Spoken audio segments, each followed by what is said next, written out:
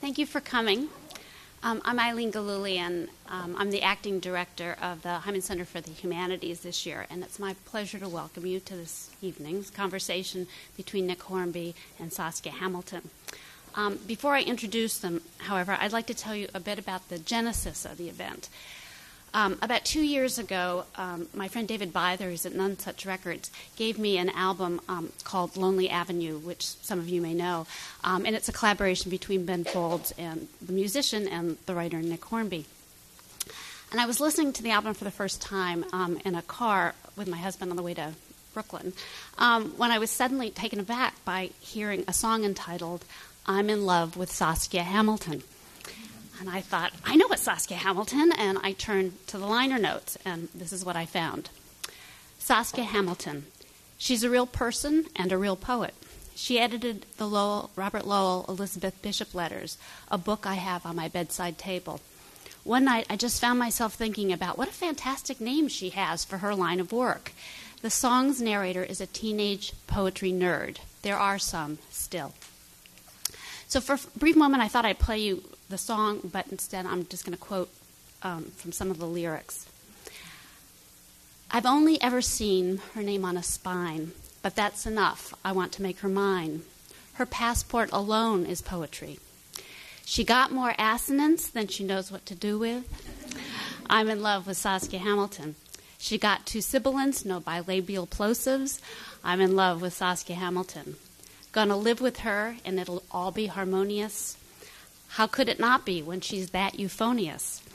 Gonna marry her, and it'll all be idyllic. And my teacher just told me that she's dactylic. Saskia Hamilton. No poetry. I quickly discovered that there was a music video. It's available on YouTube, and that, as of yesterday, had almost 1.5 million hits. So you can see right, you can hear the song. So it struck me that it might be interesting to have an event where the subject, the addressee, or maybe even the muse of a poem was afforded the unusual opportunity to publicly engage in conversation with her poet, who in this case is Nick Hornby. Nick Hornby is an award-winning novelist, essayist, memoirist, critic, lyricist, screenwriter, and for many years the music critic of The New Yorker. Among his many best-selling novels are High Fidelity, About a Boy, and Juliet Naked. His novel How to Be Good won the W.H. Smith Award for Fiction in 2002, and A Long Way Down was a finalist for the Whitbread Novel Award in 2005. He's the editor of Speaking with the Angel, a collection of short stories that benefits the Treehouse Trust, an organization established in 1997 to transform through education the lives of children with autism and their families. Originally set up by a group of parents, including Hornby, whose children had been diagnosed with autism, this trust has now grown to the organization called Ambitious About Autism, a national charity dedicated to improving opportunities for people with autism. Nick Hornby was an Academy Award nominee for Best Screenplay for his adaptation of An Education, and is a recipient of the E.M. Forster Award from the American Academy of Arts and Letters. In 2012, the year of the 20th anniversary of his first book and fan memoir, Fever Pitch, Hornby was recognized by the British Sports Book Awards for outstanding contribution to sports writing. Saskia Hamilton is a poet, as you now know if you didn't know before. She's also a professor of English at Barnard and the director of Barnard's Women Poet series. The author of several books of poetry, including As for Dream, 2001, Divide These, 2005, and Canal, New and Selected Poems, also published in 2005. She's received fellowships from the Radcliffe Institute for Advanced Study, the John Simon Guggenheim Memorial Foundation, and the National Endowment for the Arts. Besides editing the complete correspondence between Elizabeth Bishop and Robert Lowell, she's also the editor of the Letters of Robert Lowell, published by Fair Strauss Giroux in 2005. Her poems have been widely published in Plowshares, the Kenyon Review, Threepenny Review, and the New Yorker, among others, and most recently in the anthology Joining Music with Reason, 34 Poets, British and American, edited by Christopher Ricks in 2010. Please join me in welcoming Nick Hornby and Saskia Hamilton.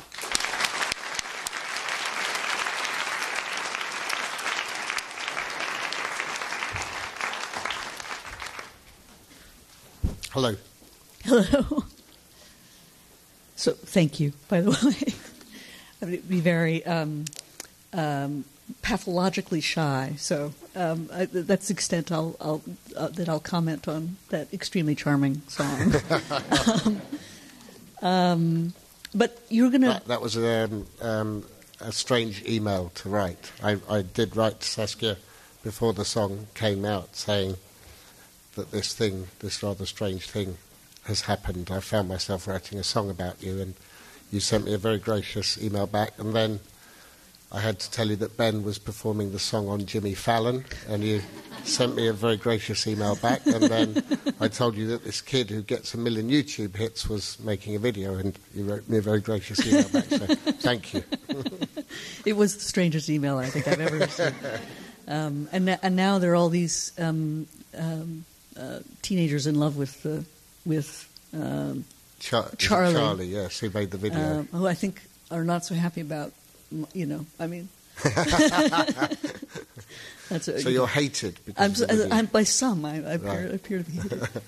And there's now a cocktail in a DC bar, which is very strange as well. But called a Saskia Hamilton? Yes. Really? After the song, yeah. And can Ben and I sort of claim credit for that? Or Charlie? Yeah, absolutely. Absolutely. I'm from DC, and I think it was like... I don't really know much about it. My only guess is because they once had something on their menu called Rite of Spring, that it was some connection to the DC punk movement, right? Which I was very, very vaguely associated with in my youth. Oh, that's in very my nice. Misspent youth. So. Well, long may it stay on the menu. You were gonna read something? Shall I start? Do you want reading? As a way in? Yeah. Okay. I'll go over there.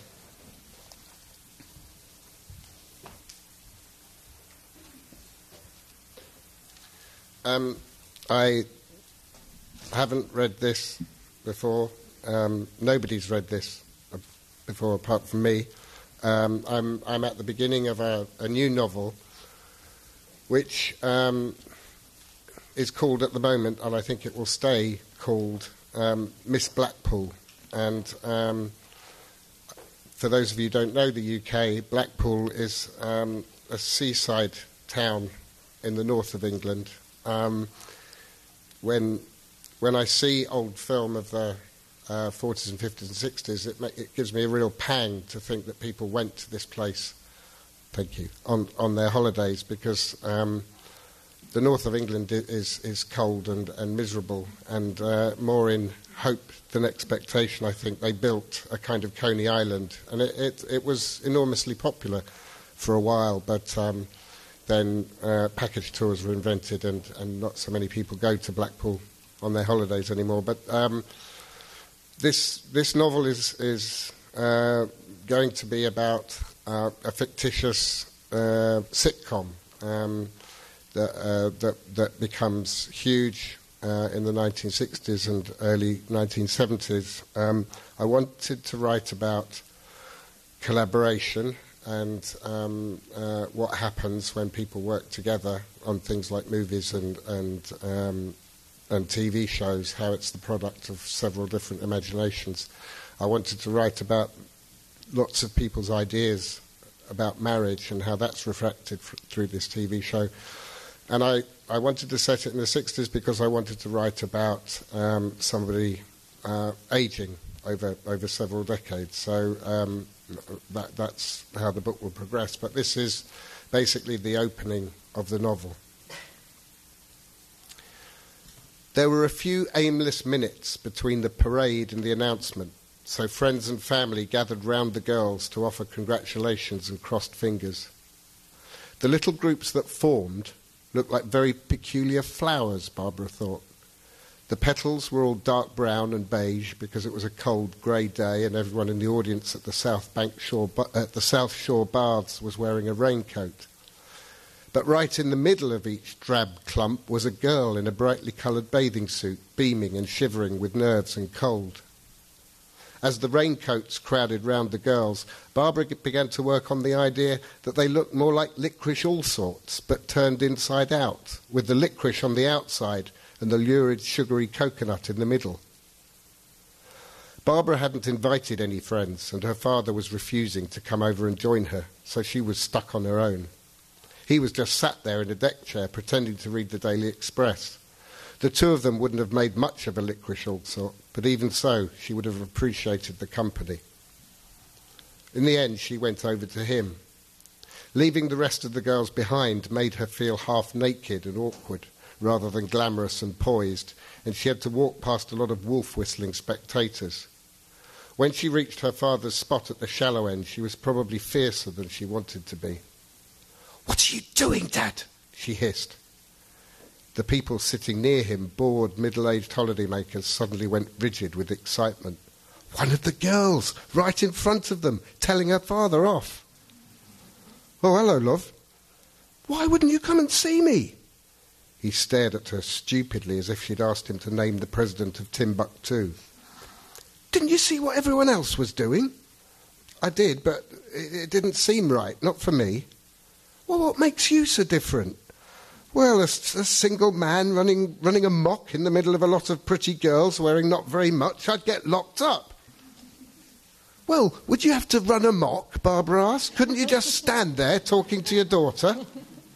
"Well, people would think I was running amok anyway," he said sadly. George Parker had been single for 10 years, ever since Barbara's mother had left him for a manager at the tax office, and he often talked like this. Barbara had never once seen him do anything that anyone would describe as desperate, but he seemed to think of himself as a kind of unexploded sexual time bomb, likely to go off at any second and destroying any women who happened to be in the vicinity. Barbara knew he was lonely, but it wasn't just that. He was ashamed of himself permanently, even though he'd done nothing to be ashamed of. "You're going to win, aren't you?" he said. She tried not to blush and failed. The holidaymakers within earshot had given up all pretence of knitting and reading the papers now. They were just gawping at her. "Oh, I don't know, I shouldn't think so," she said.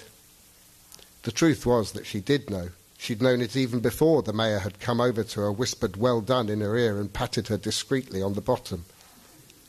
"Oh, come off it, you're miles prettier than all the others, tons." Barbara pretended to hear parental pride, where there was only irritation. "Oh, it's a wonderful thing, a blind dad," she said to the gawpers. "Every girl should have one." It wasn't her best line, but she delivered it with a completely straight face, and she got a bigger laugh than she deserved. Sometimes surprise worked, and sometimes people laughed because they were expecting to. It was confusing. "I'm not blind," said George flatly. "Look!" He turned round and widened his eyes at anyone showing any interest. "Dad, you've got to stop doing that," said Barbara. "It frightens people, a blind man goggling away." "You have got a green mac on," her father said to a woman wearing a green mac. The old lady in the next deck chair along began to clap uncertainly, as if George had just that second been cured of a lifelong affliction. "How would I know that if I was blind?" Barbara could see that he was beginning to enjoy himself and might have gone on describing what he could see forever if the mayor hadn't stepped up to the microphone and cleared his throat. It was Auntie Joy, her father's sister, who suggested that she should go in for Miss Blackpool.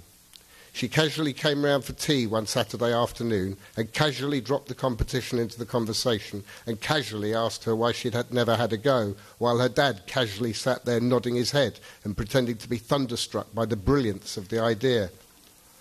Barbara was puzzled for the first minute or two before she realised that the two of them had cooked up a plan. The plan, as far as she could work out, was this. Barbara entered Miss Blackpool, won it, and then forgot all about moving to London to do God knows what. The two of them clearly believed that once Barbara had Blackpool in her pocket, her desire to conquer the world would vanish on the spot. Winning Miss Blackpool would burst something, tide her over, at least until her wedding day, when, Joy had assured her many times, she would also feel like a queen. And that was part of it too, Barbara was sure.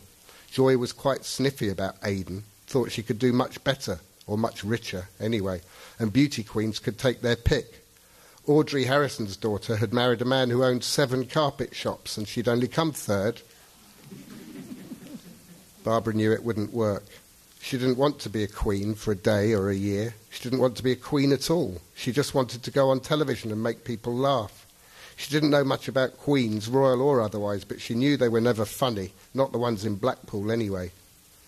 She'd gone along with Auntie Joy's scheme, though. She'd gone along with it because Dorothy L'Amour had been Miss New Orleans and Sophia Loren had been a Miss Italy runner-up. Barbara was always on the lookout for a photograph of the girl who was lovelier than Sophia Loren, but none of the magazines she read ever printed one. And because she was bursting to get on with her life and she just needed something, anything to happen, and because she knew she was going to break her father's heart and she needed to show him that she'd at least tried to be happy in the place she'd lived all her life, she wished that she could be happy. She wished she wasn't different. Her school friends and her colleagues in RHO Hills didn't seem to want to scream, run, fly, claw, dig, wriggle or kick their way out like she did, and sometimes she ached to be like them. And wasn't there something a bit childish about wanting to go on TV? Wasn't she just shouting, look at me, like a 2-year-old?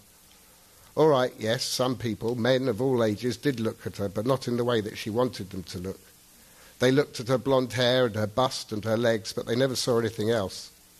So she'd enter the competition and she'd win it, and she was dreading the look in her father's eyes when he saw that it wasn't going to make any difference to anything. The mayor didn't get round to it straight away, of course. He thanked everyone for coming, and he made a pointless joke about Preston losing the cup final and a cruel joke about his wife not entering this year because of her bunions. He said that the bevy of beauties in front of him, and he was just the sort of man who'd use the expression bevy of beauties, made him even prouder of the town than he already was, even though most of the girls were holidaymakers from Leeds and Manchester and Oldham. He went on for so long that she began to try and estimate the size of the crowd by counting the heads in one row of deck chairs and then multiplying by the number of rows. But she never finished because she got lost in the face of an old woman with a rain hat and no teeth, grinding a piece of sandwich over and over again. She just woke up in time to hear the mayor saying, Miss Blackpool, 1964, is Barbara Parker. She didn't feel anything. Or rather, she noted her absence of feeling and then felt a little sick. It would have been nice to think that she'd been wrong, that she didn't need to leave her father and her town, that this was a dream come true and she could live inside it for the rest of her life. She didn't dare dwell on her numbness in case she came to the conclusion that she was a hard and hateful bitch. She beamed when the mayor's wife came over to put the sash on her, and she even managed to smile when the mayor kissed her on the lips. But when her father came over and hugged her, she burst into tears, which was her way of telling him that she was as good as gone, that winning Miss Blackpool didn't even come close to scratching the itch that plagued her like chicken pox. She'd never cried in a bathing suit before, not as a grown woman anyway. Bathing suits weren't for crying in, what with the sun and the sand and the shrieking and the boys with their eyes out on stalks. The feeling of wind-chilled tears running down her neck and into her cleavage was peculiar. The mayor's wife put her arms round her. I'm all right, said Barbara. Really, I'm just being silly. Believe it or believe it not, I know how you're feeling, said the councillor's wife. This is how we met, before the war. You were only a councillor then. You were Miss Blackpool, said Barbara. She tried to say it in a way that didn't suggest amazement, but she wasn't sure she'd managed. The mayor and his wife were both large, but his size seemed intentional somehow, whereas hers seemed like a terrible mistake. Perhaps it was just that he didn't care and she did. Believe it or believe it not, yes. The two women looked at each other. These things happened. There was no need to say anything else. But then the mayor came over to them and said something else. Yeah, you wouldn't think so to look at her, said the mayor, who was not a man to let the unspoken stay that way. His wife rolled her eyes at the redundancy of the insult. Kiddies and cream buns, kiddies and cream buns. I'd get rid of her and marry you if I thought it would make any difference, but you all end up the same. Well, she wouldn't have you, said his wife, and looked to Barbara for confirmation. Barbara looked away. You're no oil painting. No, but you didn't marry me because I was an oil painting. The woman thought about this and conceded the point by not replying. Whereas that were the whole point of you, said the mayor. You were an oil painting. Anyways, he said to Barbara, you know this is the biggest open-air baths in the world, don't you? And this is the biggest day in the biggest baths, so you've every right to feel overcome.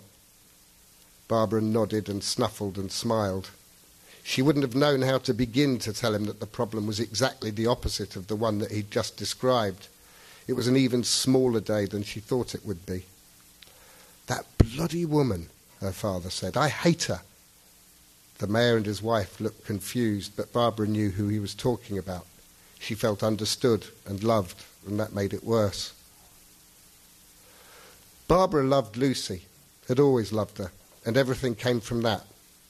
The world seemed to stand still for half an hour every Sunday evening, and her father knew better than to try and talk to her while the programme was on. "Shh," she said. "Shh, shut up. Please don't talk. Please let me listen. Please leave the room," she wanted to say. "Please don't even breathe." "It's just a programme," her father would say before or after, but never during. "An American programme." "Well, what difference does it make that it's American?" "Well, it's all rubbish, isn't it? Everything American." "Oh, John Wayne?" "No, not him." "Dean Martin?" "Or him." "Mickey Spillane?" "Oh, stop being such a clever clogs." "Anyway, you make me shut up when they're reading out the football results on the wireless," she said. "Yes, because of the pools," he said. "One of those football results might change our life." How could she ever explain that "I Love Lucy" was exactly the same as the pools? That she couldn't afford to miss a single second because one day one of Lucy's expressions or lines was going to change her life, and maybe even his too. That she wanted to be Lucille Ball, and that meant studying the show in silence as if it were the most important exam she would ever take. It sounded batty even to her, even though she felt the truth of it. Maybe in the same way that Mrs. Bannister from up the road believed that only 144,000 people would go to heaven.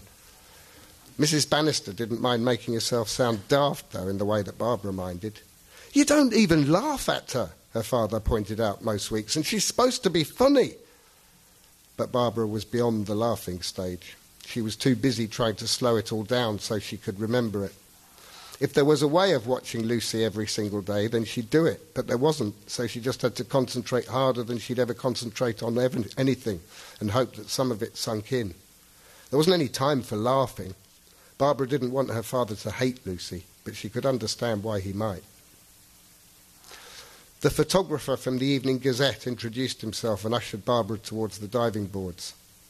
"You're Len Phillips," her father said. "Honestly?" He was starstruck. Dear God, Barbara thought, and he wonders why I want to get out of here. "Can you believe that, Barbara? Mr. Phillips has come to the baths personally." "Oh, call me Len." "Really? Thank you very much." George looked a little uncomfortable, though, as if the honour hadn't yet been earned. "He probably hasn't got a staff of thousands." "No, it's just me and a lad sometimes," said Len, "and today's a big day in the Blackpool calendar. I'd be daft to let the lad do it." He gestured at Barbara to move back a little. "Say cheese," her father said. Or is it only amateurs who do that?"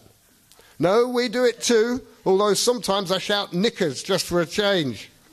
George shook his head and laughed at the sheer audacity of the man.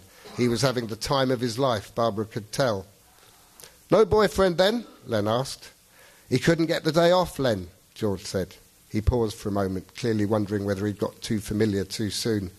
"They're short-staffed, apparently, because of the holidays. Her Auntie Joy couldn't come either because she's gone to the Isle of Man for a fortnight. Her first holiday for 7 years. Only a caravan, but, a change is as good as a rest."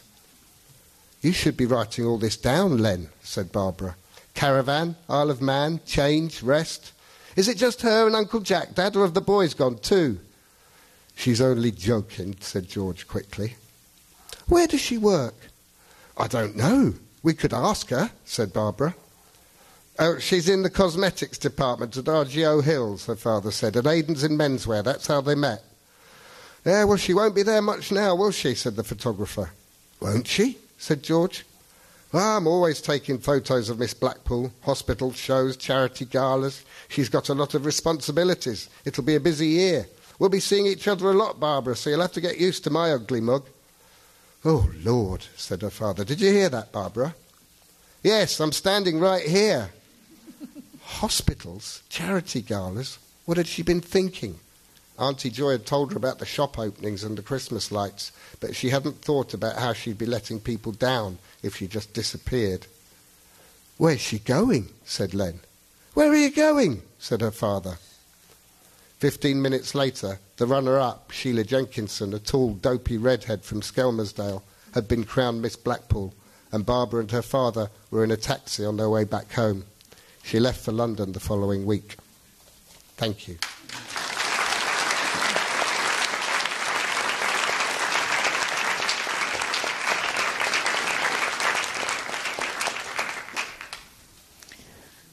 I probably shouldn't ask you about something you're still writing. Right. You can. I'll tell you if I don't know. Okay. Several things occurred to me. My mind went in about 10 different directions. One is this business of collaboration, because I know that you've been working on. You wrote the screenplay for In Education. You've written the screenplay for Colm Tobin's Brooklyn. Is that right? And now you've also done the screenplay for. It's a non-fiction book about Wild, Cheryl Strayed's Wild. Yes. That's it. Those are the two most recent works, Brooklyn and Wild. It was just interesting to me to think about the trajectory from interest in, say, soccer to working on films, as if screenwriting were the sort of the writer's only version of, or in plays, of course, but collaborative work, like teamwork, like yes. Had that occurred to you, or is that? I think it had a bit.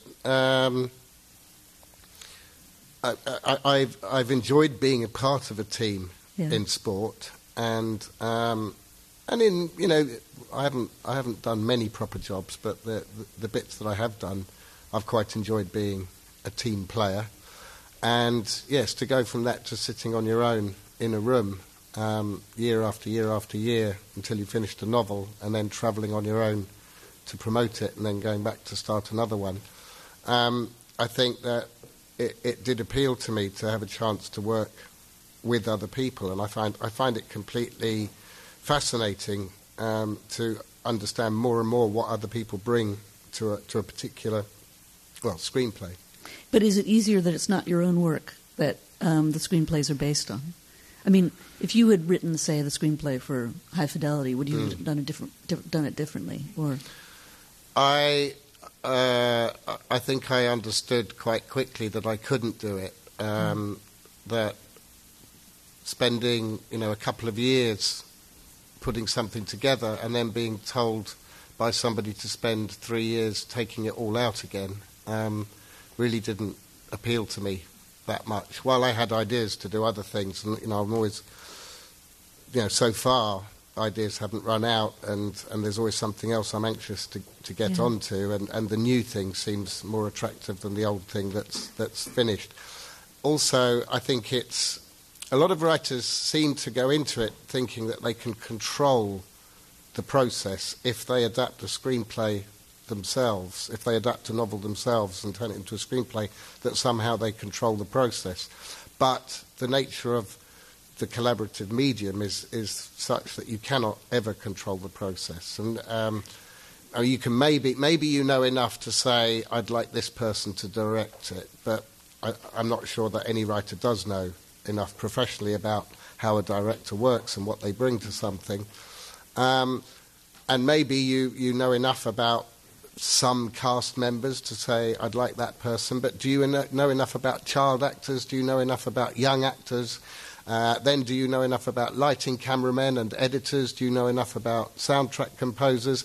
And, there's a reason that all those people are paid quite a lot of money, which is every single one of them can destroy a film. And you need everyone to be on the top of their game. And how can you control that process? So I don't want to do my own stuff, and I'm happy to be, to work with Cheryl and Colm and show them what I'm doing and talk to them. And, I work with producers I trust and like, and they know a lot more than I do, so I'm happy for them to move it on. But it's a great thrill to go from a screenplay to even a table reading is is pretty exciting. I mean, it's particularly exciting a table reading because it's the only time that you ever hear the script read from beginning to end as you wrote it in that order. Because, of course, when it's filmed out of order,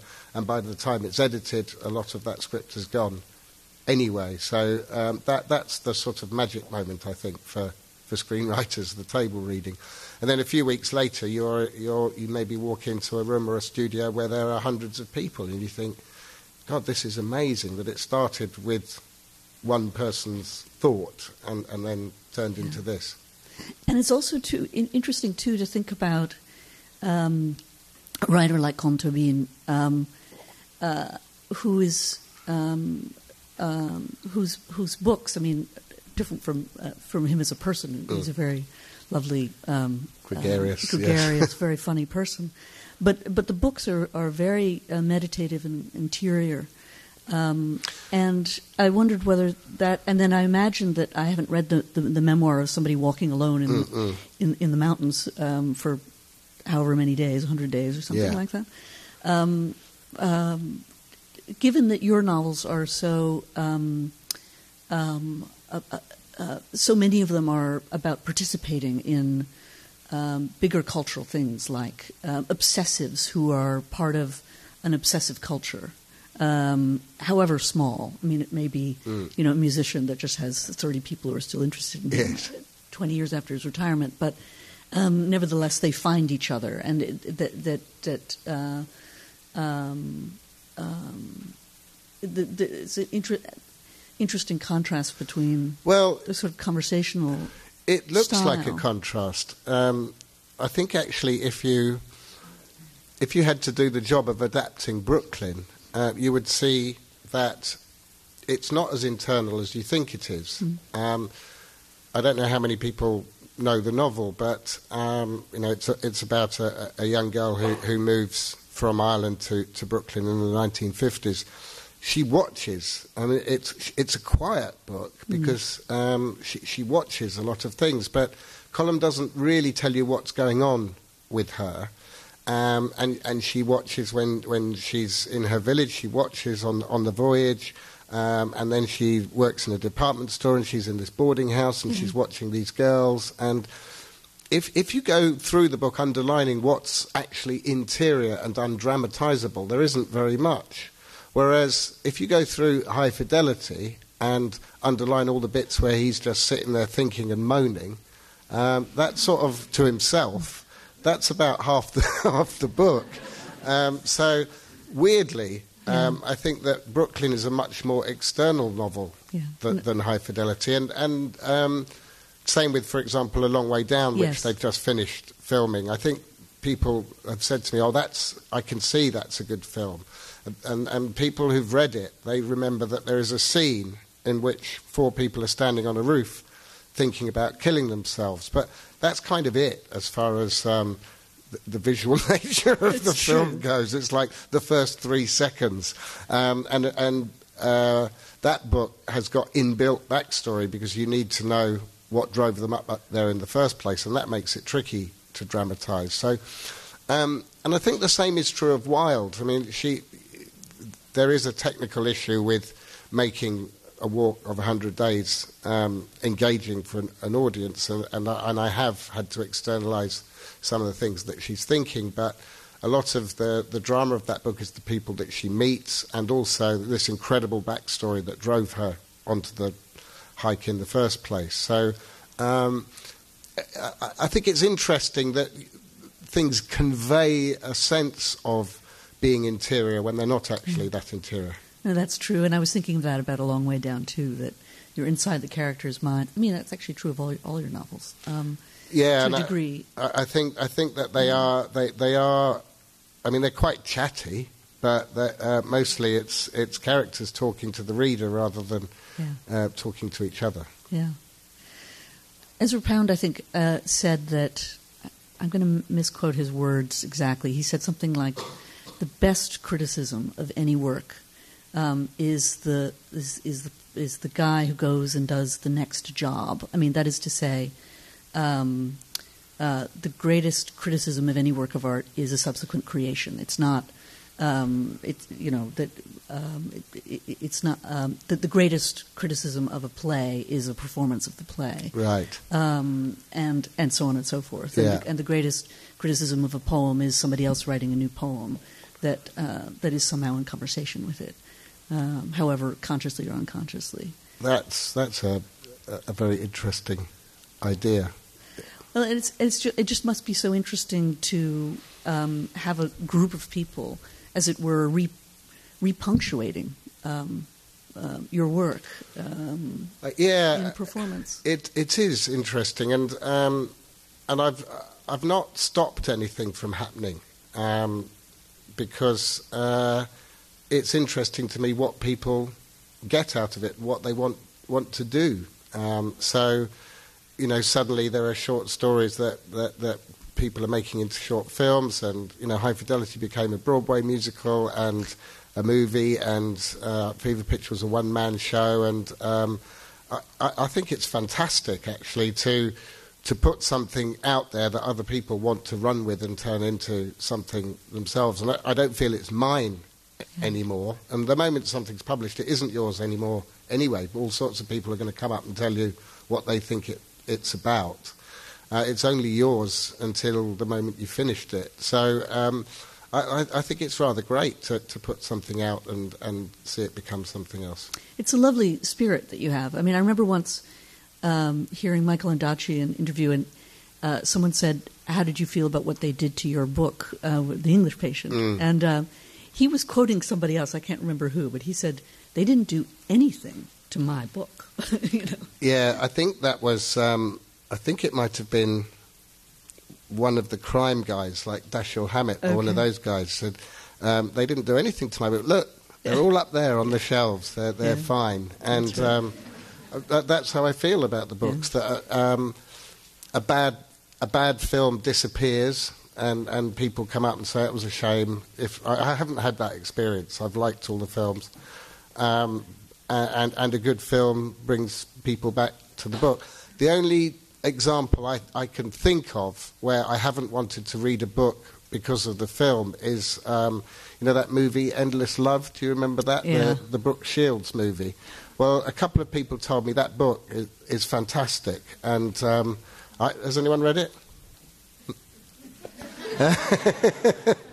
And I think it had a great critical reputation until Brooke Shields did what she did. So, but usually books survive. Yeah. That reminds me of the conversation in the beginning of Grail Marcus's great book, A Mystery Train, between Little Richard and Eric Siegel, who had written Endless Love, I think. Love Story. Love Story, I'm sorry. You just said Endless Love. Love Story, on the Dick Cavett Show. Another book that's been forgotten for good reasons. I'll have to check that out. The other thing that my mind went to when you were reading was this. Forgive me for this. I really apologize. We can back way away from this. Okay. But given the mayor patting her bum and the photographer made me and the time frame of your new novel in the 60s in Blackpool. It made me think of the Jimmy Savile controversy in England. For those of you who don't know, the man who's the head of he was the presenter of Top of the Pops and various other things, and he always looked kind of ghastly, but he was a national treasure until it turned out that he'd been sexually abusing all these people. Yeah, all these years. I mean, the numbers are just astonishing. He was very involved with children's charities. He was... Prime ministers invited him to their houses for weekends because he was so well-meaning and influential, and it turned out that he'd abused thousands of kids and young women over a period of many years. In fact, it's beginning to look like that's why he got into the job in the first place. And we've had these 2 or 3 strange stories in England which start with very small numbers and then become very large numbers very quickly. So I think I said to somebody recently, I must be the only person in Britain who has neither eaten horse nor been molested by Jimmy Savile, as far as far as I know, because very quickly the numbers become incredible. And that was a strange story. I mean, my girl's 21 years old. She's past the age of consent. So he's just the mayor's just a lech rather than a paedophile. But public lechery being a little bit, people being a little bit more relaxed about that in the 60s, I suppose. Or yes, well, I think 70s. that's been one of the interesting discussions, actually, about the culture of the 1960s since the Jimmy Savile revelations, and people quoting songs, sort of Stray Cat Blues by the Rolling Stones, and, girls of 13, 14, 15. These are mentioned in lyrics of songs that people played on the radio, and you think, God, it's incredible. 5:15 by The Who, girls of 15 sexually knowing. Is that right? Yes. The Ushers are sniffing eau de cologne. Yes, yeah. But of course, we do know girls of 15 who are sexually knowing, and in some ways, that's an observation. And then some of the other ones, the Stones and things, it's just sort of leching inappropriately. Yeah. And of course, I'd written a screenplay in which somebody leches after a girl inappropriately. So was you? Having done that screenplay, you wanted to sort of stay in that era for a little while. Stay in the leching territory. No, I didn't mean that. So, I'm sorry. Forgive me. I didn't mean, my brain didn't mean to do that. Oh, I see. I love the sense of my country being a different country. I mean, it was in my lifetime, and yet I realise now that when I was a kid, it was as close to the end of the Second World War as the year 1996 is now. In other words, a recent memory for a lot of us. And it wasn't just the war, of course. It was there's a fantastic work of social history called Austerity Britain, and it's quite clear that the war went on being the war until about 1955, that in the UK we still had food rationing, and at the beginning of the 50s people were living in a more hand-to-mouth way than they had been during the Blitz. There was actually less available because of the economic situation.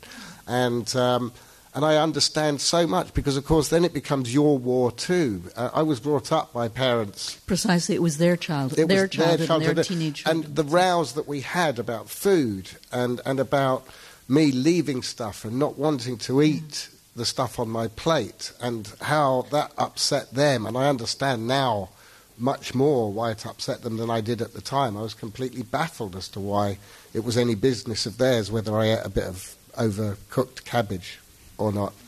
And, they hadn't really had sweets, and they must have thought that we were so spoilt because they'd spoilt us. They had this money suddenly, and that whole sort of prosperity thing that went on after the war. And I'm just getting more and more interested in it, and quite how shocking the Beatles and what came after must have been to them as well. I remember my Dutch grandparents being shocked that I wouldn't eat a raisin. Eat a raisin? Yeah. I mean, they lived through the occupation, the German occupation, and in Holland it was similar in terms of. My kids started reading some old comic books that I had, and my wife had. Our comics are different. We don't have superheroes. We have 2 or 3 pages of comic characters, sort of collected in an anthology every week. There was one called the Beano, which we were all very fond of when we were kids, and my own children became fond of them, but there were lots of things that mystified them, like scrumping apples, climbing over somebody's fence in order to steal an apple. They thought this was the most incredible thing that they'd ever read. Why would you climb over a fence to get a piece of fruit? And of course, every comic strip ended with the naughty boy, whether it's Dennis the Menace or Minnie the Minx, she was a naughty girl, being slippered by their parents, put over the parents' knee and whacked or a cane if it was a teacher, and that was the comic punchline to these strips, was the brutality of parents and teachers. And my kid was going, well, what's he doing to him? I said, well, he's hitting him on his bottom with a stick. And he said, well, why is he doing that? And I said, well, because that's what happened. And it's really strange to think about it now. Yeah. My aunt tells a story about, the way that being brought up in that sort of environment or growing up in that kind of environment will affect your perception for the rest of your life. I have aunts who are very good amateur botanists. When you go walking with them, they're always staring at the ground. They're never looking at the beautiful landscape or anything like that. And they're always staring at the ground, looking at plants. And I once asked her why, and she said, well, when we were growing up in Amsterdam during the war, their grandparents were hiding a Jewish couple, and they were in on the secret. And they said that, you think that grown-ups can read your mind if they look you in the face and they look you in the eyes. And so every day they'd go by the German soldiers and have to look down. And so that's what they developed a lifelong... Stuff as a result of doing it. Yes. Do not look at people. Can I ask you this... forgive this, it's a little nerdy. It's the Columbia aspect of things. So can I ask you a couple of questions about... I had a couple of questions about language, and unpretentiously, I hope. One is a very funny conversation I had once with you about, and I'm curious, and also in Fever Pitch and in other places, I'm curious about the wit of crowds at soccer games. I remember you telling me that some Dutch players I had been sort of following were or exotic European players being referred to as having chocolate ankles. Yes, Robin van Persie. Van Persie had chocolate ankles. Yes, that meant he always got injured. Yeah, so great. Is it like chocolate Santas melting, or chocolate ankles? Very, very fragile. Yes, Fantastic. You could break them just by touching them, and yes. And then my brother wanted me to ask you, because he lives in London, he's an Arsenal fan, about Giroud, is that his name? Yes. And the song that greets him whenever he comes out is Hey to Jude. The tune of Hey Jude. Yes. So I think that the wit of taking the name Giroud and adapting Jude. it to Hey Jude, because of the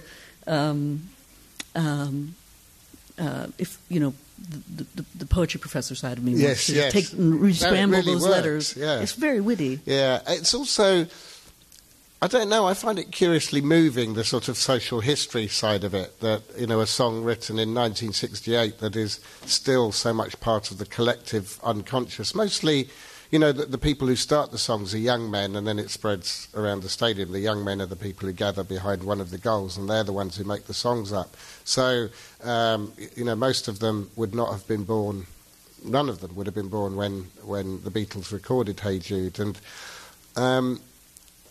it was something I found incredibly moving tangentially about the Olympic opening ceremony, Danny Boyle's Olympic opening ceremony, and seeing the Beatles and the Sex Pistols and the Clash and the Jam in that, and thinking, God, I feel reflected in a national ceremony. And usually I find those things so alienating, the trooping of the colour and that music, and the inclusivity of that opening ceremony was extraordinary. And I like it when you do have a sense of an unbroken line going back to the past. I somehow think that we have a football team that just won the American football team that just won the Super Bowl, called the Ravens, and they're named after Edgar Allan Poe's poem, The Raven. But somehow you could never imagine the crowd saying, quoth the Raven nevermore, if they win a game or something like that. Are there any other good things going on in the stands these days, or good bit of football wit?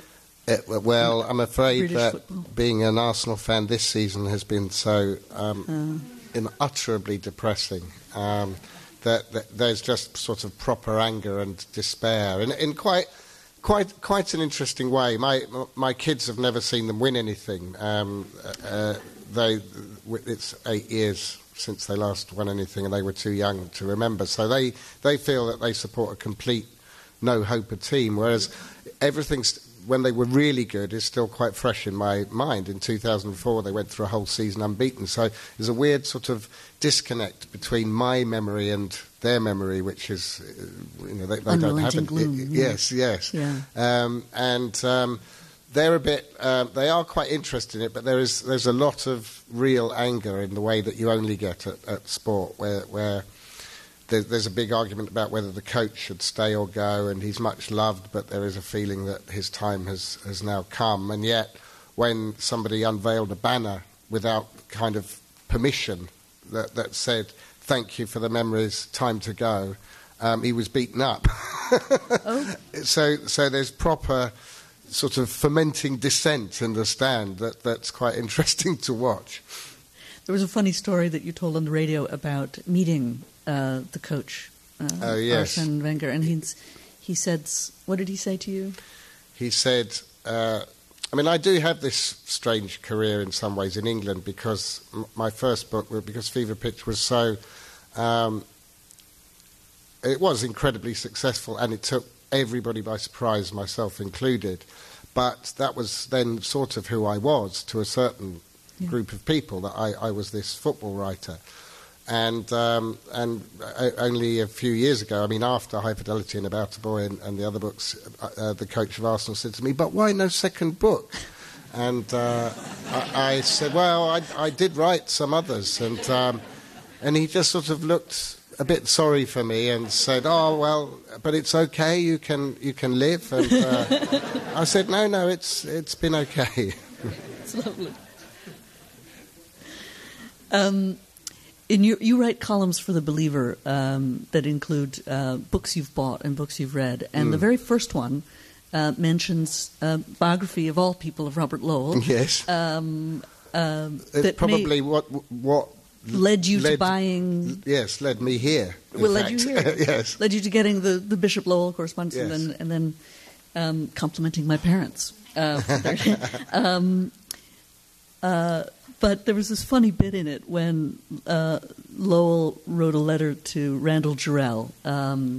For those of you who don't know, another poet from that generation of poets from the 1950s and 60s, but also the fiercest critic, the most feared and ferocious critic there was at the time. And Lowell was trying to write prose at the time, and he said, and this is you, and as a bonus I felt I learned more about the act of creating poetry from this one book, Ian Hamilton's biography of Robert Lowell, than I did from my entire educational career. A line from a letter Lowell wrote to Randall Jarrell that I shall endeavor to remember: "In prose, you have to be interested in what is being said. It's very exciting for me, like going fishing." And it's true that, Lowell's joking, of course, but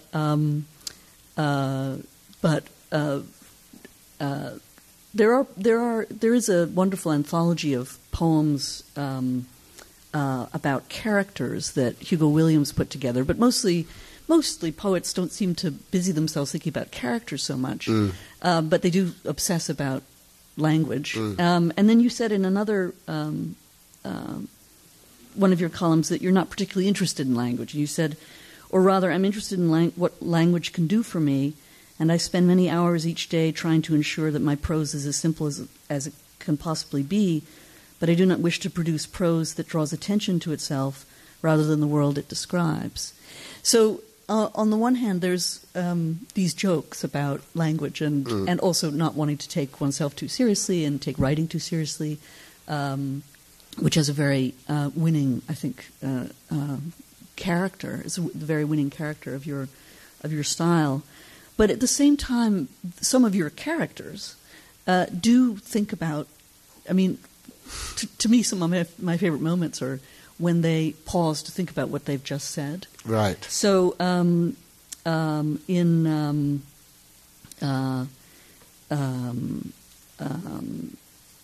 A Long Way Down, one of the characters says, "And what I've done is I'd pissed my life away, literally.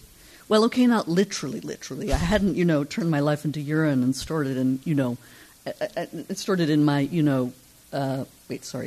stored it in my bladder and so on and so forth.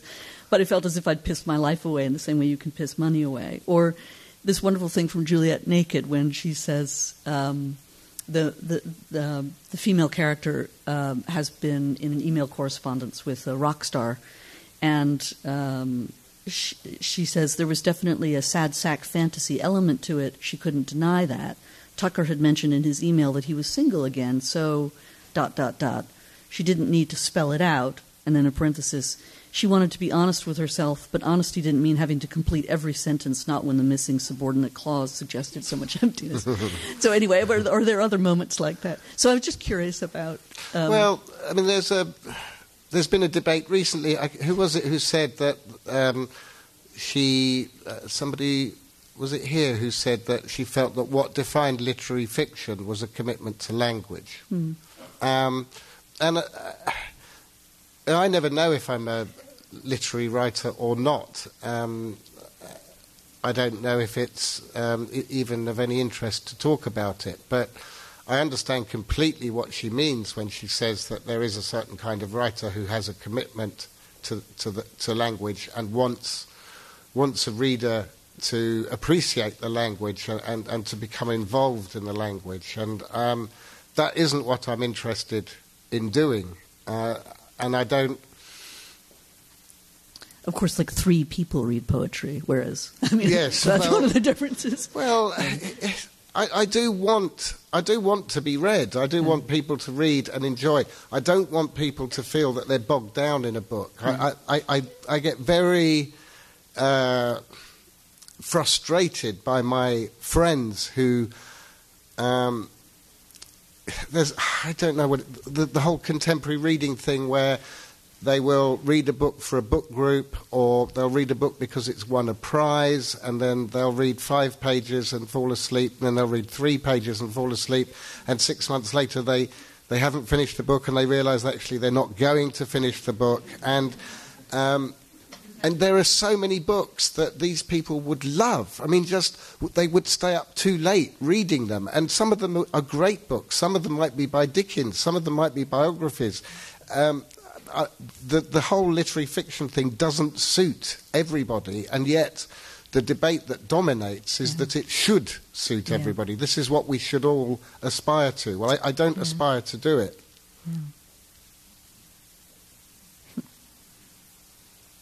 It's interesting. Yeah, great. I mean, the sense of duty, because that leads me also to think about characters who, in your novels, who are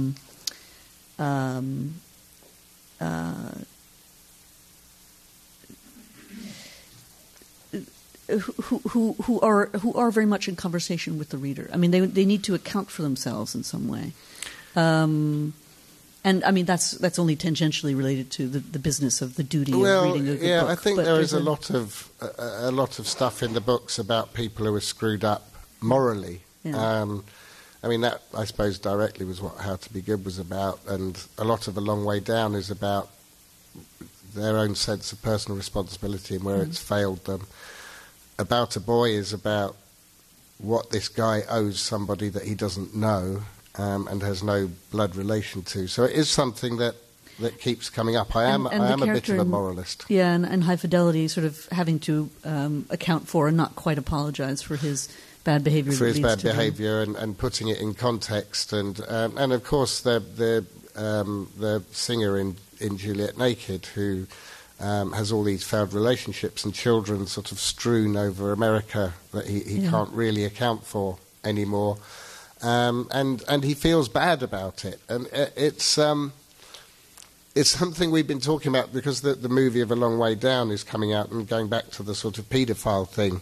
The character Martin in A Long Way Down has been to prison for sleeping with a 15-year-old, and this movie's been made, and some people who have paid for the movie say, well, you want to play that down, that he's been to prison for sleeping with a 15-year-old.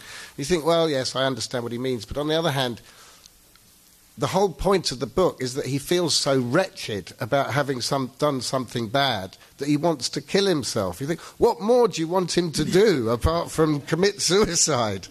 He's been to prison and now he wants to kill himself, and we're not supposed to mention it. But it is about behaving badly, and there comes a point where you can't do anything more than that. Yeah. Just say someone behaved badly.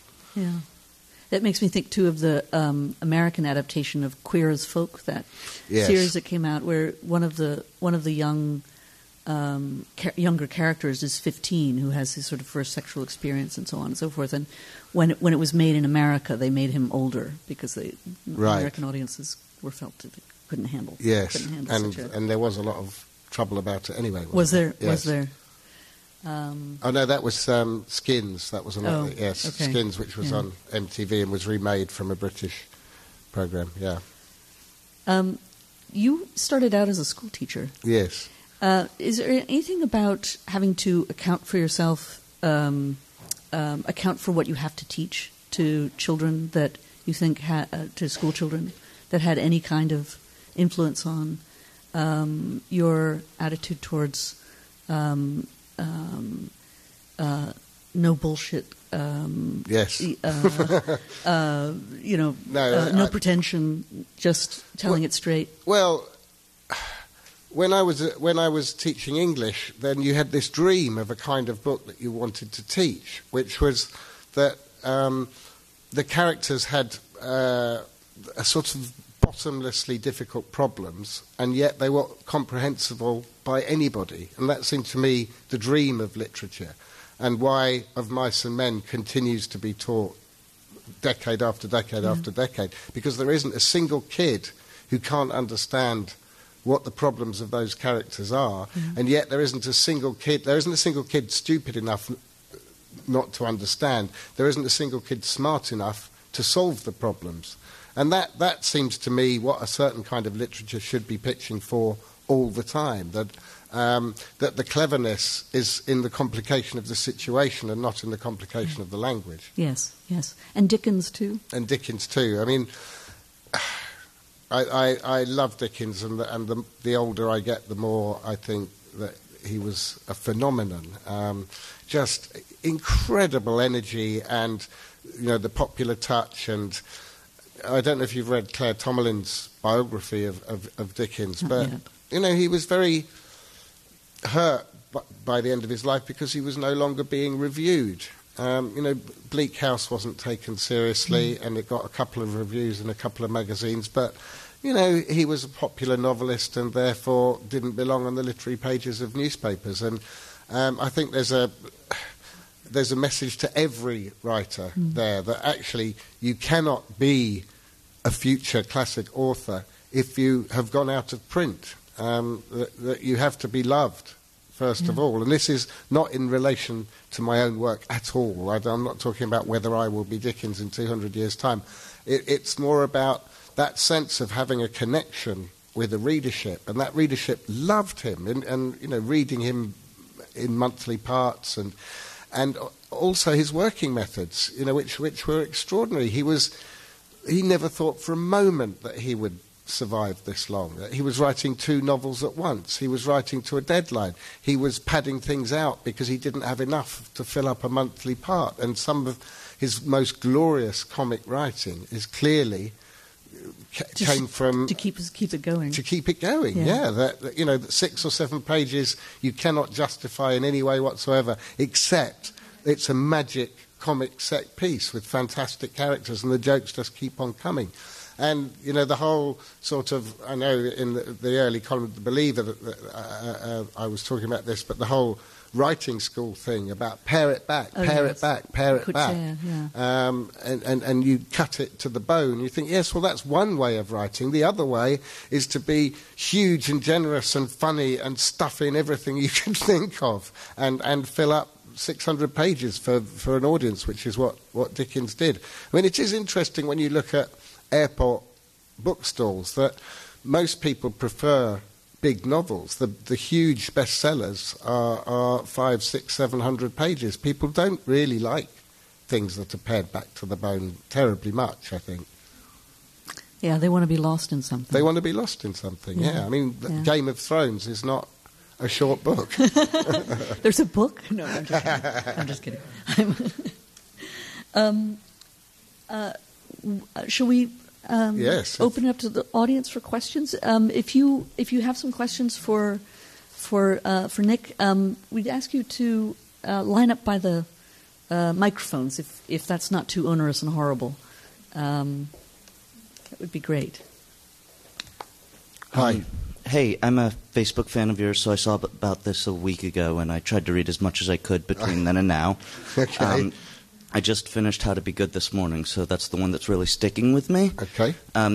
You're fairly well known throughout the world for your work in autism because you clearly do love your son, but in How to Be Good, one of the things that really stuck out this time, the first time I read it, I was all taken with DJ Good News, but this time it was more about the relationship between the mother and specifically her daughter more than her son, and how she, in the end, she yells at her and calls her a prig, and she is constantly throughout the book fighting with herself that she might hate her own daughter, and yet never as an audience member, either of my times through it, did I give up on her as a character. Did I say, oh, well, you know, she hates her daughter, so she's a terrible person. Yeah. And I was never really too overtaken by the fact that she stares at boils. I didn't think, well, that makes her a good person. Like, she was constantly insisting throughout the book. Yes. So how did you find... I'm just curious how that happened, actually. Well, how it happened, I think it's a fundamental truth about all of us. I think that everybody in this room has had a moment where they hated their parents. And that moment might have been 10 seconds, it might have gone on for a day, it might have created a rupture that hasn't yet been repaired. Well, I can tell you that your parent hated you back. At that time, when you were hating them, they were hating you. And you're thinking, how the hell did we get here? And usually it turns out okay. But there were times in my own life when I was a really unlikable shit to my mum. And I think the same was true of my sister too. And I don't know how many people here are parents, but once it gets to a certain age and they stop being cute, I mean, man, it's a battle.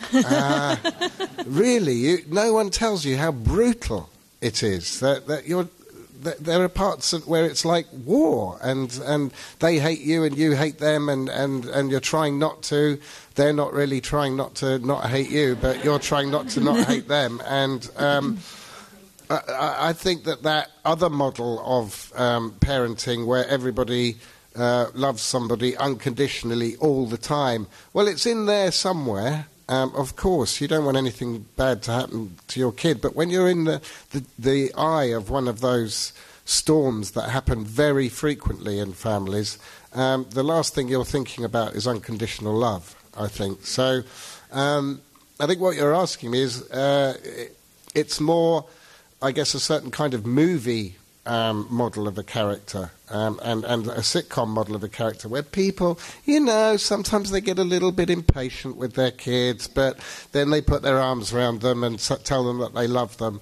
I think that in my experience, life is a little bit harder than that, so that's where it came from. May I ask another one? Yeah. I noticed when I was reading Everyone's Reading Bastard, a very close connection between that and The Angriest Man in Holloway, the book that David writes, or the article that David writes in How to Be Good. Yeah. And I kind of felt that those were two stories that sort of seemed to start out at the same point, but just go in opposite directions. Did they have the same root, and you were just like, well, I want to write this one this way and this one this way, so I'll just write two separate stories? No, they were written a long way apart, and I'd forgotten about The Angriest Man in Holloway until you just mentioned him there. That story, this was a short story I wrote recently for an online thing, called Everybody's Reading Bastard, came out of what was going on, certainly at home, I think here too, where people are so unbelievably prepared to share what's going on in their lives in a public space. There was a woman at home wrote a book about her divorce, and I couldn't help but think about the guy who hadn't, it seemed to me, done an awful lot wrong, but ended up having a book written about him anyway. And there are a lot of columnists who use what's going on with their marriages on a weekly basis, and of course the blog thing as well. Everybody's spilling their guts everywhere. So I just really wanted to write a story from the perspective of a not terribly likeable man whose crimes are actually not as grave as the punishment that he is receiving. That was where that story came from. Thank you. Thanks very much. I was struck when you started speaking earlier that you say you found yourself writing a song about Saskia. And as you described your current work, how here are some ideas, and yet obviously you have wonderful sense of plot, of character, of have hit this popular chord. I wonder if you can talk a little bit about your creative process, if you will. I mean, do you know when you're starting out where you're going to end up? Is that through lots and lots of reworking, etc.? I think that it hasn't been the same thing that started everything. I mean, sometimes it's a fragment of narrative, or sometimes it's a character, or some kind of collision between two people. And then if a story starts to stick to that, then I stay with it for a while. I think I tend not to write anything straight away. Usually there's something else happening when I've had the idea anyway, so I have a commitment to whatever the current piece of work is. And then, maybe a year or so later, then I think maybe I've got enough to sit down and write it. When I start, I usually have thought a lot about the beginning, and I know there is some, I guess a couple of tent poles along the way. I'm pitching for, there might be something, a narrative incident I know that's going to happen after a third or in the middle, and I have an idea about the feeling that I want the ending to be without knowing what narrative incident will embody that feeling. So, I mean, I guess if you analyse the books, a lot of I tend to write a lot in set pieces where one social situation might lead to another social situation, and they tend to come during the writing of the book. So, yeah, I start with a couple of characters and one kind of big idea, narrative idea, which actually, if I wrote it down, wouldn't take up more than half a page anyway, and then the rest is generated as I go, I guess.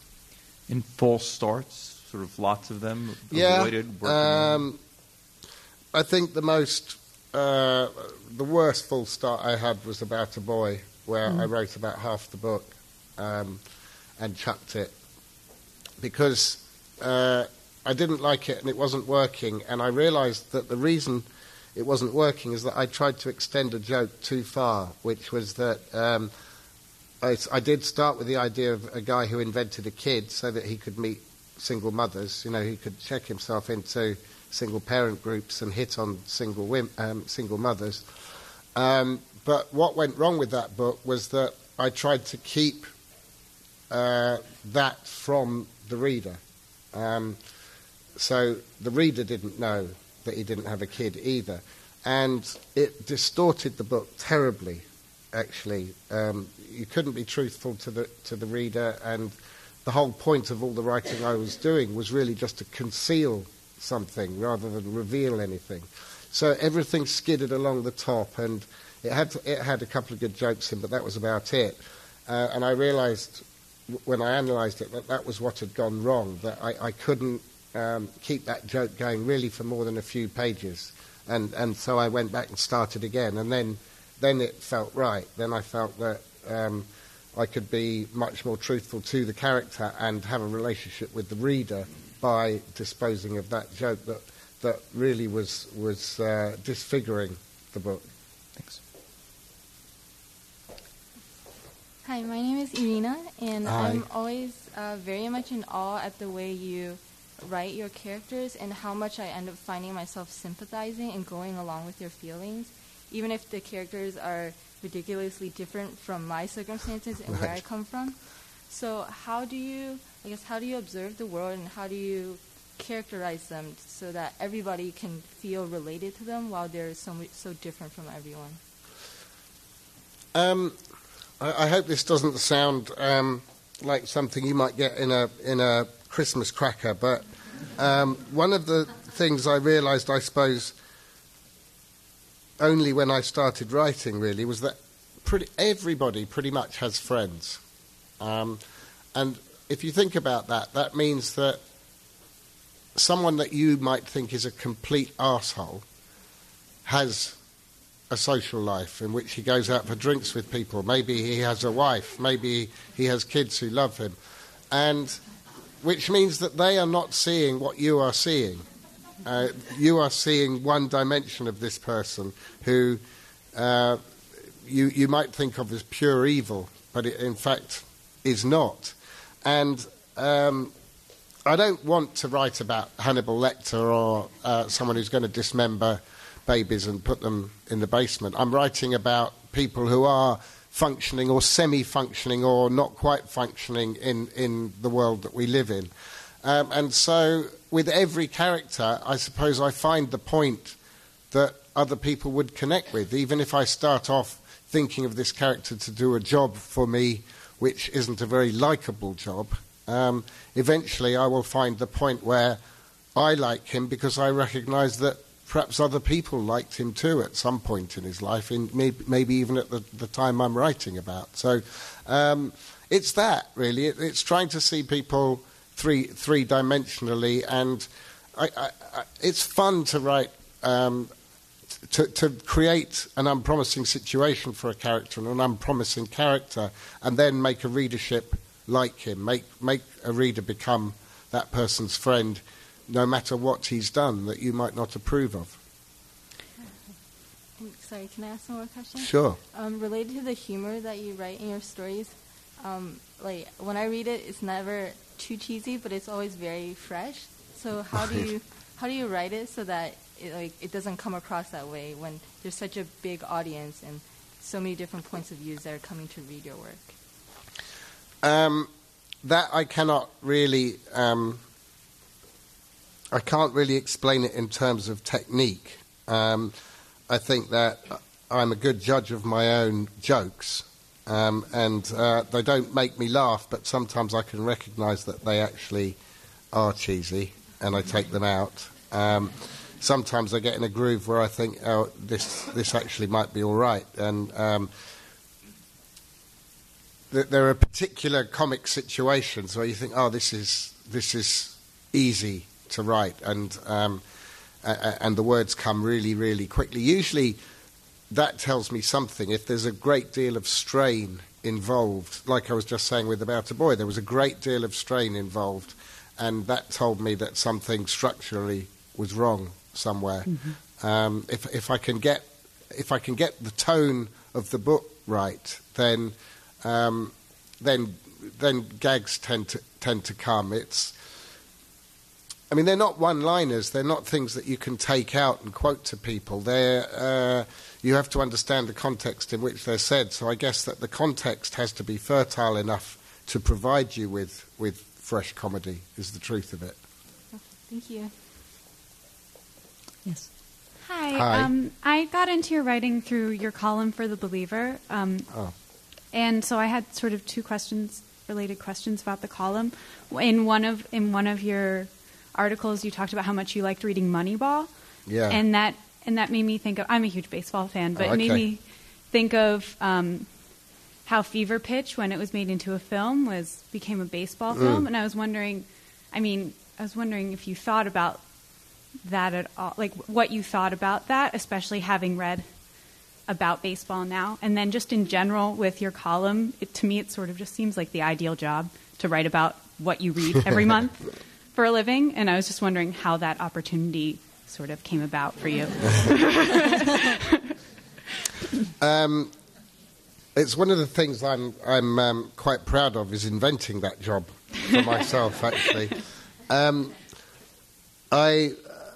I'd known Dave Eggers and his wife Vendela for a little while, and when The Believer started, in fact, Vendela asked me if I wanted to write about music for the magazine, and I'd just been doing that for the New Yorker, and I actually hated my job at the New Yorker. It was not something that I enjoyed doing particularly. I think the reason why the New Yorker is the best magazine in the world to read is one of the reasons it's like the hardest magazine in the world to write for.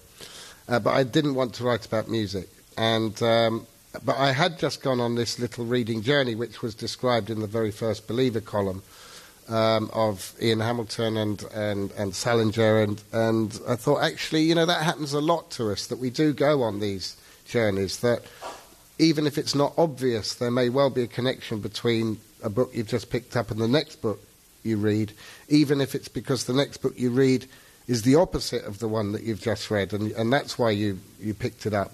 And I thought, that's interesting. I don't know if anyone's doing that. I don't know if anyone is describing their reading journeys on a month-by-month basis. So I said to Vendela, this is what I would like to do. I would like to write about what I've read. I don't want to be told what to read in any way whatsoever. And if I read nothing, I'm going to write about reading nothing and how bad that makes me feel and why I read nothing. And I think that's only happened a couple of times, both World Cup months, where any time I had was spent watching television. But they're quite fun to write. I don't think it would make a very good column 12 months a year, why I read nothing again this month, but it's quite nice to do once every 4 years. As the fever pitch thing, well, it started as an interesting conversation I had with a producer who'd read the book and seen the English movie, and he said, every American feels this way about sport, they just don't feel that way about soccer. And I understood that completely. I mean, it's not a game that had a huge purchase here, particularly at the time when I wrote the book. And it made sense to me that you would want to try and make it about that mentality, but using language and frame of reference that people understood. So I was cool with that. It became more of a romantic comedy, I think, in the making than... well, the book wasn't a romantic comedy. Thank you. Okay. I have two related questions. Hi. How did you get into music writing, and then where did High Fidelity come from, like the idea? I got into music writing because I'd written High Fidelity. So, so do that first if you want to get into write a novel about music, and someone eventually will ask you to write non-fiction about music. The idea of High Fidelity, I mean, that was a big ambition of mine when I was a kid, to be a music journalist, but I never did anything about it, and I wasn't the sort of person who'd sort of go and knock on the door of a magazine and tell them to give me a job. I just didn't do stuff like that. So I was too idle and too unconfident in my own abilities. High Fidelity, people don't believe this when I tell them now, but what I wanted to write about was the arc of a relationship from the guy's point of view. That there seemed to me a lot of women's fiction about relationships, but not so much sort of social comedy. I wanted to write a Jane Austen novel, I guess, about the guy's point of view in those situations. And I had the shape of it that it would start with a split up, and then they would both go through stuff, and then it would end with a very fine balance in their relationship, having got back together. That was what I intended to do. And then right before I started, I thought, I've got to find a job for this guy. And it's always a problem for writers, I think, finding jobs, because we don't work, so we don't know anything about anyone's jobs. And I thought, what do I know about? What do I know about? Music. That's what I do. I go in record shops. So I think he's going to have a record shop. So actually the music was the very last thing that came when I was thinking about the book. And then, of course, I loved having it there because it was fun to write about, and also it seemed to work brilliantly metaphorically that all these men I knew who were not terribly articulate on the subject of relationships listened to the most emotionally articulate music ever made. But even when they listened to the most emotionally articulate music ever made, they couldn't talk about the music. They could only talk about what colour vinyl the record had been made in. But it's still a way of kind of talking about how they were feeling about stuff. So I thought, oh, actually, that works pretty well, that he works in a record store. And then because the book did well, then I got asked to write about music. I mean, that was pretty much my first music gig, was the New Yorker gig. Thanks. Hello. Hello. Do you think personal essays could be adapted for film? Personal essays? Yes, completely. I mean, it really depends. If you're writing a personal essay about your feelings about the poetry of John Donne, probably not. But if you're writing a personal essay about, I know nothing about you, but and I'm not talking about you, but if you'd spent 5 years as a prostitute in New York and you'd written a personal essay about it, there might be some cinematic potential in that. But this book I've just adapted, Wild, Cheryl Strayed's Wild, it's a memoir, it's a long personal essay, and it's incredibly cinematic, and I think will get made into a film. So I think anything can be a film if there are people in it and there is some kind of dramatic conflict in it. Wasn't it Tobias Wolff's A Boy's Own Story? This Boy's Life. I'm sorry. Yeah. Edmund White, sorry. Yes. Apologies. I'm pregnant, so my brain is just completely scrambled. That was an inspiration for Fever Pitch. Yeah, well, the two big inspirations for Fever Pitch were Frederick Exler's A Fan's Notes and Tobias Wolff's This Boy's Life. And, in fact, the subtitle of the book is A Fan's Life, which sounds like a very simple and boring subtitle, but it was supposed to be those two books squashed together in the title as well. I loved the tone of This Boy's Life because he's so hard on himself. And he had a really raw deal, Tobias Wolff, when he was a kid, but he also poked fun at the way that he didn't cope with the raw deal that he was being given. And I loved the sort of clear-eyed tone of that book. Most of those, do you call them misery memoirs here? We call them misery memoirs at home, but most of them are poor me, poor me, poor me. And Tobias Wolff was like, this bad stuff happened to me, and I was an arsehole.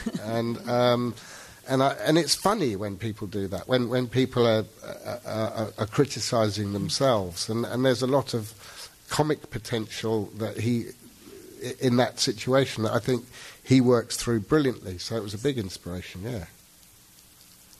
Hi. Hi. Sure. Come on, put it down. So you have such powerful voices in all your novels, and I'm just curious, who's your favorite character in all your novels that you've written about, and why? Oh, wow. I'm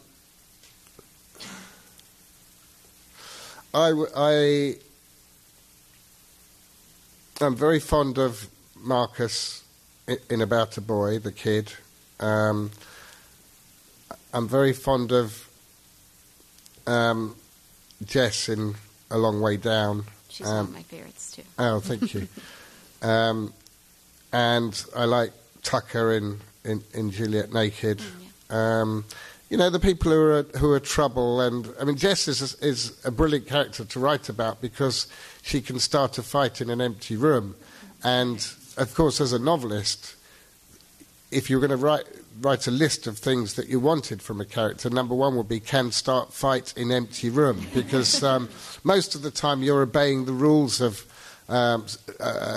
social convention, that people can only say certain things at certain times and they can't be honest, and those are the rules by which we novelists live by, because it's the rules by which people live. But Jess has that mechanism removed from her, so she doesn't care what she says to anyone, and she doesn't care what she does, and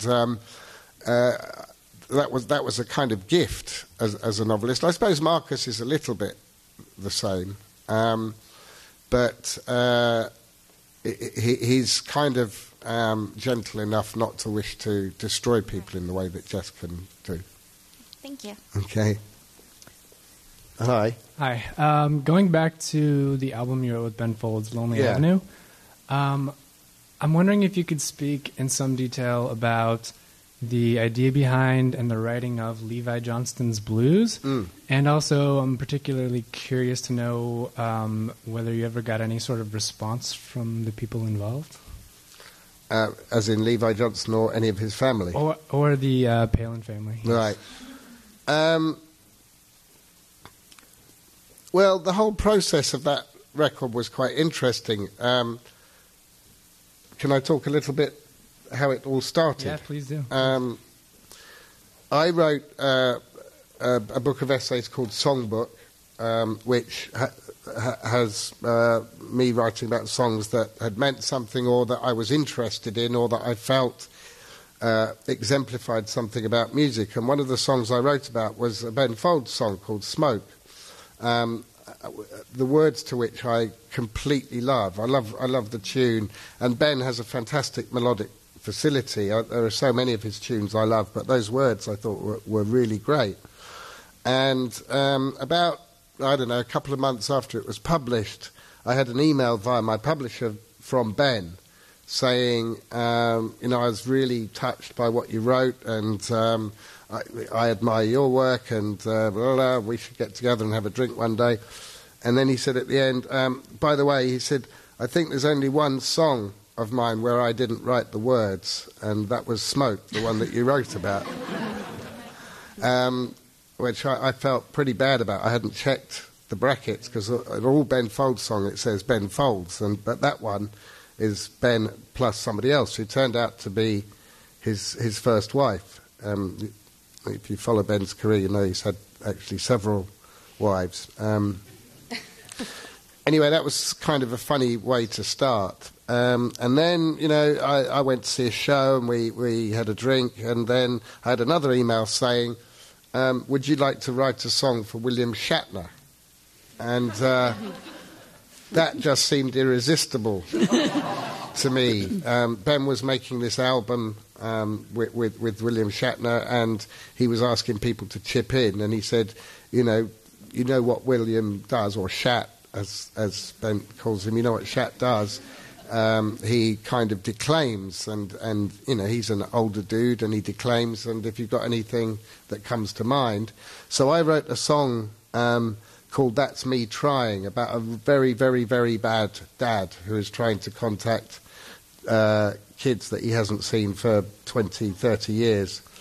And William Shatner liked it and recorded it. And then Ben said, well, shall we try again? And he sent me he sent me a tune which he didn't have words for. And this tune was so beautiful. I can't tell you. It still hasn't been recorded. And I wrote Claire's Ninth, the song that the words that appear on the album that we wrote. I wrote those words for it. They fit exactly onto another tune. And what was interesting to me was that Ben said, no, that's not it. Just like that. And I said, what's not it? He said, I don't know. That's not it. That's not what the tune is. And to me, it didn't really matter what he felt the tune was. I'd written words that fit and we could make it work. But it made me realise that Ben is a musician for whom music has a meaning even though he could not articulate what that meaning was. And so then he said, why don't we try another way round? He said, why don't you just send me stuff and I'll make up a tune. I will make a tune that fits around those words. I can do that. So that's how we started. And I think Levi Johnson's Blues was one of the first of them. I just tried to go into songwriting mode, things that I guess weren't quite short stories, little vignettes and situations, and that was happening at the time that we decided we were going to write songs. And I was watching that Republican convention, and they dressed that poor kid up in a suit and put a tie on him, and he looked incredibly uncomfortable. And if you remember, there was that MySpace page that got taken down incredibly quickly. Well, the words of Levi Johnson's Blues all come pretty much from not the verses, but the chorus all came from that MySpace page. You know, I'm a fucking redneck, fuck with me and I'll kick your ass, and you know, of course, that got taken down pretty quickly by the Republicans at the time. But it just seemed the bravado of the MySpace page compared to the rather scared kid that you saw in front of you seemed to me to be pretty good material for a song. It wasn't a political statement. It was about being a kid and shooting your mouth off while at the same time being very scared, which is, of course, what most teenage boys feel like most of the time. And no, I didn't know whether anyone would try and stop us from doing anything, but we never heard anything from anyone there. Okay. That's too bad, thank you. I'm sorry, that was a long answer. So just two more questions, is that all right? Yeah. Hi.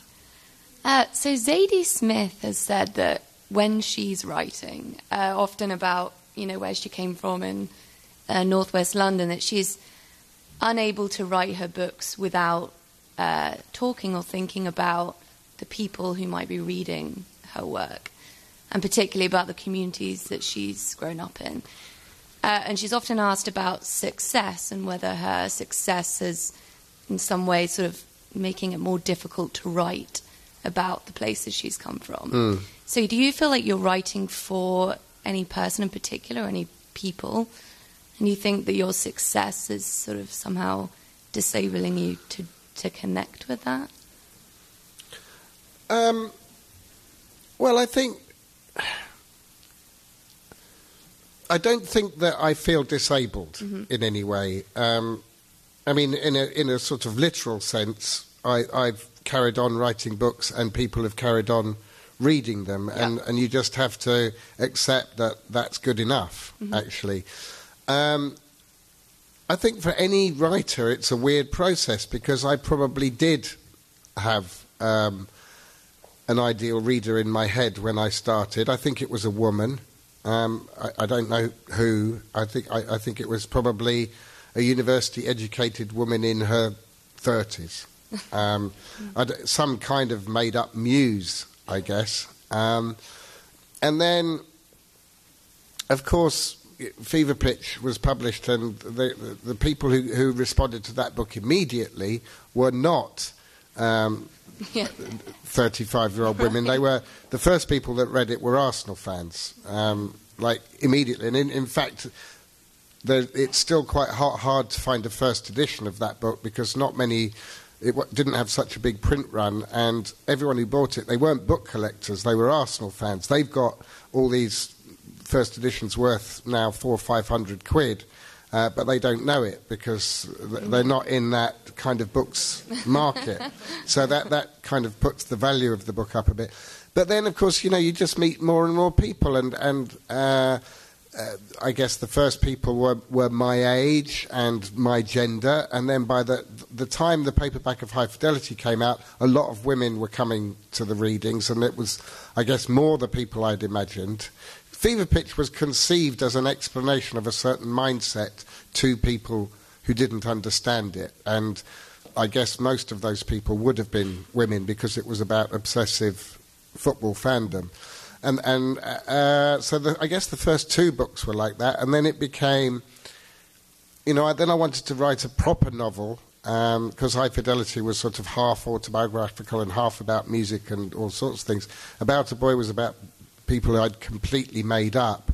And I think once you get to that point, then you just let go. You think, oh, I don't know who's reading these anymore, but somebody is, and that's enough for me, because the whole point of success for me has been to keep working, that it enables you to work. And that for me is the biggest thing. I mean, apart from, feeding children and all that sort of thing. But my ambition when I started was I wanted to do that and nothing else. I didn't want to have to do a job as well. And that's it. That's the thing for me. That's what the success enables. And I probably still maybe have in my head somewhere that person that I thought I was writing for in the first place. But as you go out in the world and meet people, then of course it becomes blurred, because you meet different genders, different ages. You have 9-year-olds who come up to you and say that Fever Pitch is their favourite book, and you have 80-year-olds who say that something else is. And what do you do with that information? You don't think, oh, hell, I'm going to give up, I don't know who these people are. Or do you create an ideal person out of the 9-year-old and the 80-year-old and pitch for them? And I guess that's what I do. Hi. I'm here with my MBA class, Leadership Through Fiction. I wrote Saskia last night. I got off the plane thinking we were going to do another book, and one of my students wrote and informed me you were here. And a couple weeks ago, we discussed how to be good. And whenever we discuss a book, I'm very clear to point out, look, Nick Hornby's not outside. We got to do this as well as we can without Nick Hornby. And my student wrote and said, well, in fact, Nick Hornby is outside. So that's why we're here. Okay. And probably a million questions come to mind, but we had a very vibrant discussion on the final lines of the book. Yeah. When Katie's standing there holding her husband with her kids, and she looks out and sees the stars. Any thoughts on that? Any insight, reaction? Well, obviously it's ambiguous. I don't like to say that anything is right or wrong, but a couple of people have asked me if he fell out of the window, and I think that is wrong. That's not really open to interpretation. He did not fall out of the window. So you guys all pass on that. It's interesting, because I even heard a bishop speak about it once, and he felt that it was a hopeful ending, because once she'd realised that the power to cope with what was going on was not available to her in the room, then she could start to think about her life in a much more spiritual and creative way, which was interesting. It's the logical next step, but I think when I wrote the book, I think I intended it to be a downer. I usually try and find good places for my characters to be in, but I think I had not long been divorced when I wrote that book, and I probably wasn't feeling as optimistic about relationships between people as I normally try to be. And I couldn't really find a way out for them without distorting the narrative. I felt that any happy ending I imposed on those characters would not be truthful to the situation that they were in. So the closest I could get to a happy ending was some dismal piece of ambiguity for them. We had many interpretations, but it's great to hear. I also want to say, when I had the chance to teach this course, really the first book I knew I was going to use was How to Be Good. So very influential to me. So thank you. Thank you. Can I ask another quick question? Sure. Oh. I was living in Berkeley when I read Juliet naked, and so I recognized immediately all of the places and the locations you were discussing, but I've never lived in the UK. So are those locations as accurately presented in your book as Berkeley is? In Juliet Naked specifically? No, in all of your books, because you do use geography a lot throughout the books. Yeah. it's got more fictional as it's gone along. I mean, the English town in Juliet Naked is created. There is no town called that. There are towns called things like it. And what's the name of the town again? Ghoul Ness. Ghoul Ness. But there is a ghoul, and there's lots of Nesses in England. So it was I just kept inventing names and then kept Googling until I got no hits for one of them. I thought, okay, that's the one. I think it's accurate in terms of what those towns feel like. Geography is really interesting because High Fidelity is completely accurate. I could take you to where that record shop should be. I mean, there isn't one there, but where it's described, it's very clear to work out where it ought to be in North London. And people get very possessive about geography because, lots of people who live around me got upset when the movie was set in Chicago. They said, but that's our book, that's our neighbourhood. And I was kind of sympathetic at first, and then people kept going on about it. And you think, well, hold on, people in South London have read it and enjoyed it. They don't know where these streets are. And not only people in South London, but also people in Birmingham and people in Glasgow. And then people started reading it in Germany and America. And you realise that it's nothing to do with the street names. That there's something kind of patronising about it that made me feel defensive on behalf of my book. That it's not just that I wrote down a load of street names and then people bought the book because they recognised that their street was in this book. Like local newspapers print lots of photos of babies in the hopes that the mothers and fathers will buy the newspapers and buy lots of copies for grandparents. There came a point where I felt as though that was what people were saying about High Fidelity, that it only sold because I wrote Holloway Road in it, and there's loads of people who live on Holloway Road who bought the book, went, hey, look, there's Holloway Road. I think people respond to the authenticity of location and then transpose it, and it becomes about their neighbourhoods and their record shops and their brothers and their husbands. And if you set something in a secure enough context that's real to you, then people will use what they've got and make it real to them about their own lives and situations. So, the geography is important to me, but it's only important to get right so that people can use it to leap off. Fidelity of spirit, as it were. Fidelity of spirit, exactly. Yes. And that was what I loved about the movie, was that it really had fidelity of spirit. Those guys had grown up in Chicago, and they wanted to set it in Chicago because they thought the book was about them. And you think, well, that is the perfect adaptation. You could have a really bad adaptation of that book by someone who knew exactly the streets that I'd lived in and wanted to set it there, but without the fidelity of feeling and everything.